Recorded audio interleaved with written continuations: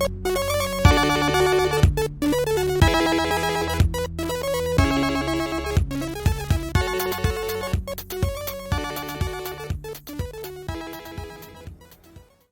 everyone.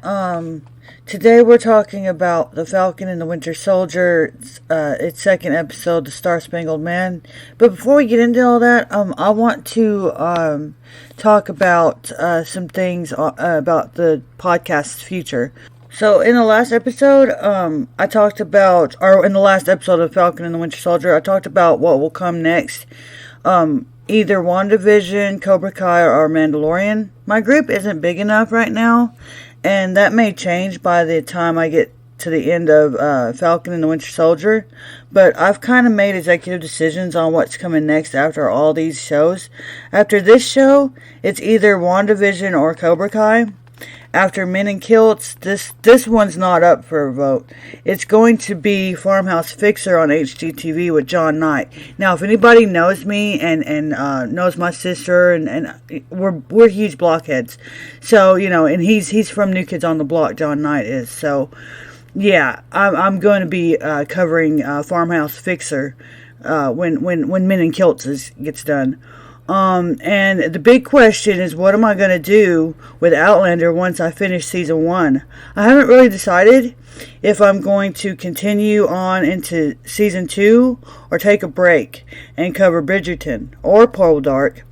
The future of the podcast, we still have loads more to cover in the current shows, so I just thought I would give y'all a heads up on it, where my brain is.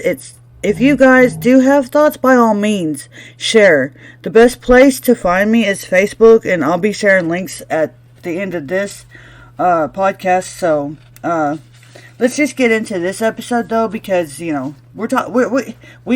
only the second episode of The Falcon and the Winter Soldier, so, the episode synopsis says that John Walker assumes his new role as Captain America.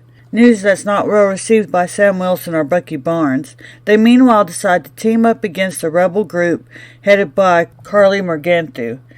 So anyway, that's the synopsis. So in this episode, the first thing we see is the music playing. The original.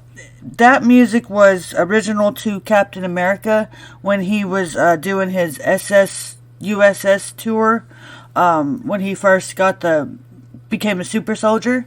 So that was his music, but they were playing it as from a marching band, and I thought that was a little neat, but it is kind of an updated version. You can hear little differences. But bless this guy's heart, okay? This guy, John Walker, he was thrust into this. It feels like he didn't really, he was picked because he had all these medals and all these awards and things, and it doesn't feel like he really had too much of a choice. I mean, he was probably ordered to take on being Captain America, but he tries, okay. But he is not Steve Rogers. He's just not. And I don't know. Like I said, I haven't read the comics, so I don't know the future of this guy or what's happening. But I don't get a good vibe from him. I don't know what it is. Maybe he's too young, too arrogant, or something. But I don't feel right with him. Maybe it's just because he's not my Captain America, okay? But I don't know. We'll see. We'll have to see in the future. But I'm not getting good vibes from him for some reason. I just got a little ahead of myself. I just realized. Let me explain to y'all a minute how I do this podcast. What I do is I write notes. Or I write, my intro notes and previously discussion notes. And then what I'll do is, and I write the synopsis and read that out. And then what I'll do is I will pull up the episode that we're talking about, which is Falcon and the Winter Soldier, or whatever show we're talking about. I'll pull that up, and I will have it paused, and then I'll push play. Watch a little bit, talk about it. Watch a little bit, talk about it. So I just dived right into this episode and I started talking. So I forgot about the locker room scene. I didn't forget about it, but I didn't realize where it was in the episode. I thought it was after the introduction. I thought it was kind of, not played in sync with how it came on.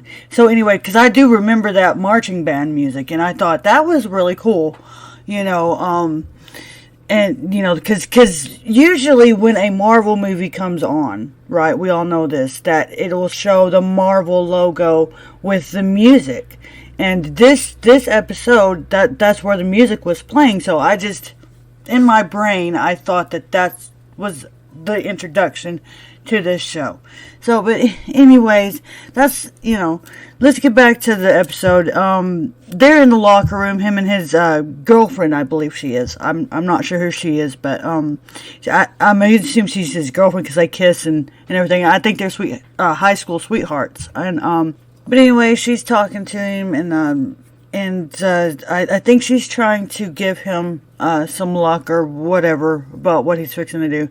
And then she leaves, and then his partner comes in and is talking to him and everything. And this is why I get the vibe that he didn't have a choice in choosing to be Captain America because of the conversation that they have. But anyway, so like I said, the intro comes on, and it's that cool music. Let me just take a second right here. I'm not going to dwell on all of this, but that music, I love it. I love all the music in this show. It's really good. I love scores in movies, especially the Marvel movies. They're really cool. So, but anyway, that's I've gone down a tangent. So, but anyway, back to the episode. So he comes out onto the football field, and he's talking to the news reporter. I think she's from Good Morning America, and she starts, I think he says something, he's humble about it, about being the new Captain America and all this. And she starts pointing out all his achievements in life and things. And I think he's got like 3 Medal of Honors or something like that, which is the biggest anybody could ever be awarded. I mean, he's broke records anyway, and this is why he was chosen. Again, like I said, I feel like he didn't have a choice in taking the shield. He was chosen to take the shield. And right here, I'm not sure. I feel like, because he even says in the interview, though, so this is why I'm not sure. But I think that he may have some kind of enhancement. I'm not sure, but because he says he doesn't. But again, this is where I'm having a little hard time trusting him. So, but anyway, he says he doesn't have any enhancements, and he's, he says he's not Steve Rogers and all of this, and it pans out and it shows Bucky watching his TV, watching him talk. And you can tell that it bothers Bucky because he's talking about Steve Rogers and it being too familiar with Steve Rogers. And nobody knew this guy from Adam, So it bothered me as well, as a viewer. So yeah, you can tell that it's bothering Bucky. And then it shows Sam, the Falcon, with that other guy, his other little partner soldier, and they're getting ready to go on a mission. And Sam comes down the stairs, and Bucky is down there, and he starts asking him why he gave up the shield, and all this. This is the first time that we see Bucky and Sam, together, since Endgame. So, and this is really, correct me if I'm wrong, but I think this is really their first, as a viewer and an audience, for us to see them interact together. Endgame is a little fuzzy to me, and I need to watch it. It's hard for me to watch because so much sad